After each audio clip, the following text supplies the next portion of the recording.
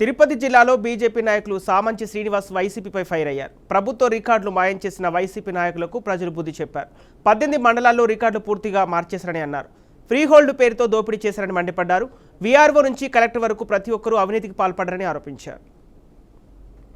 ఈ దోపిడీ ఈ యొక్క 6 జిల్లాల్లో జరిగినటువంటి 18,000 ఎకరాల భూ దోపిడీ గత ప్రభుత్వం వైసీపీ ప్రభుత్వం జగన్మోహన్ రెడ్డి యొక్క ఆధ్వర్యంలో జరిగినటువంటి ఈ దోపిడీకి ప్రత్యేకంగా శ్రీకాళహస్తి నియోజకవర్గంలో 12,000 ఎకరాలు ఇప్పటి వరకు ప్రూవ్ అయినటువంటి దగ్గర 6,000 ఎకరాలు 6,000 ఎకరాలు ఇప్పటికే విత్ సర్వే నెంబర్లతో సహా మా దగ్గర ఉన్నాయి. 6,000 ఎకరాలకు సంబంధించి సర్వే నెంబర్లు కూడా దోపిడీ జరిగినటువంటిది A to Z మా దగ్గర ఉన్నాయి, సాక్ష్యాలు ఉన్నాయి. అంటే ఎన్నికలకు ముందు 2 మాసాల ముందే జరిగింది ఇది.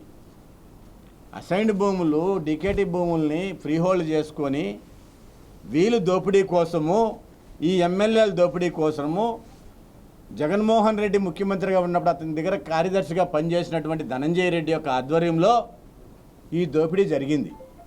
ఈ జిల్లా కలెక్టర్గా పనిచేసిన వెంకటరమణారెడ్డి కూడా దీంట్లో ముద్దాయి. వెంకటరమణారెడ్డి యొక్క కలెక్టర్గా పనిచేసినటువంటి వెంకటరమణారెడ్డి దీనికి పూర్తి బాధ్యత వహించాలి.